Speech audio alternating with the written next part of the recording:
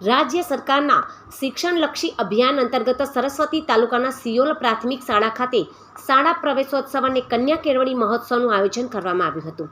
જિલ્લા collector doctor પ્રશાંત જીલોવાના અધ્યક્ષસ્થાને યોજાયેલા કાર્યક્રમમાં નવપ્રવેશી વિદ્યાર્થીઓને શાળામાં પ્રવેશ અપાતી તેમનું સ્વાગત કરવામાં આવ્યું હતું. આ ઉપરાંત જિલ્લા કલેક્ટરે સરસ્વતી તાલુકાના લાખડપ ગામે પણ શાળા પ્રવેશોત્સવ કાર્યક્રમમાં ઉપસ્થિત રહી બાળકોને શાળામાં પ્રવેશ અપાવ્યો હતો અને શિક્ષણના મહત્વ અંગે વાલીઓ તથા ગ્રામજનોને માર્ગદર્શન પણ આપ્યું હતું. આ પ્રસંગે જિલ્લા કલેક્ટર ડોક્ટર પ્રશાંત જીલોવાએ જણાવ્યું હતું કે રાજ્ય સરકાર દ્વારા આંગણવાડીથી લઈને ઉચ્ચ શિક્ષણ સુધી બાળકોને વિવિધ શૈક્ષણિક સુવિધાઓ અને સહાય ઉપલબ્ધ કરવામાં આવી રહી છે. સરકારનું સતત ધ્યાન એ બાબત પર છે કે કોઈ બાળક શિક્ષણથી વંચિત ન રહે.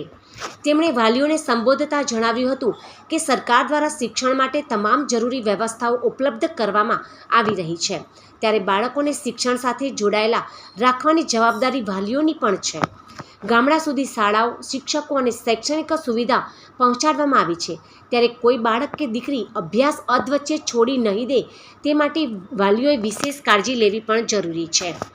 જિલ્લા કલેક્ટરે ખાસ કરીને માતાઓને અપીલ કરતા જણાવ્યું હતું કે બાળકો શાળામાંથી ઘરે પરત આવે ત્યારે તેમના અભ્યાસ, શાળાની પ્રવૃત્તિ અને મિત્ર વર્તુળ વિશે પૂછપરછ કરવી જોઈએ. વાલીઓનો રસ અને પ્રોત્સાહન બાળકોમાં શિક્ષણ પ્રત્યેની રુચિ અને આત્મનિર્ભર વધારવામાં મહત્ત્વની ભૂમિકા ભજવે છે. તેમણે વધુમાં જણાવ્યું હતું કે વર્તમાન યુગ ટેકનોલોજી, ઇન્ટરનેટ અને જ્ઞાન આધારિત સ્પર્ધાઓનો યુગ છે. જો બાળકો આજે શિક્ષણથી વંચિત રહેશે તો તેઓ ભવિષ્યની સ્પર્ધામાં પાછળ જ રહી જશે. તેથી દરેક વાલીએ પોતાના બાળકોને ગુણવત્તાસભર શિક્ષણ મળે અને તેઓ નિયમિત રીતે શાળામાં અભ્યાસ કરે તે માટે સતત પ્રોત્સાહિત કરવા જોઈએ.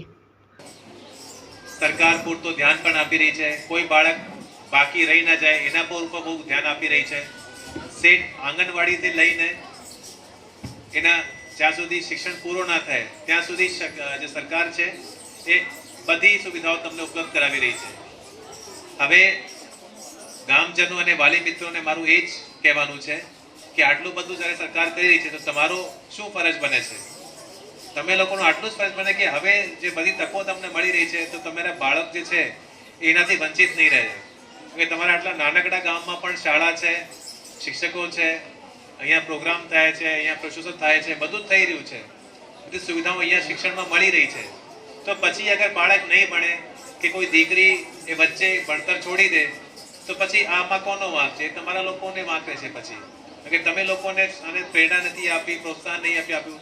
જ્યારે બાળક શાળામાંથી ઘરે પરત આવે તો તમારા લોકોની ફરજ બને છે. અહીંયા જે બહેનો છે એમને ખાસ કહું કે તમે પૂછવું પડે કે શાળામાં શું કર્યું, શું આજે ભણ્યા, શું થયું, કોણ તમારા મિત્ર બન્યા કે શું છે કે તમારે પૂછવાનું હોય, તાકી એ દીકરા અને દીકરીનો ઇન્ટરેસ્ટ બની રહે, એની રુચિ રહે કે ભાઈ ત્યાં શું થઈ રહ્યું છે, તમારો પણ રુચિ રહેવું જોઈએ.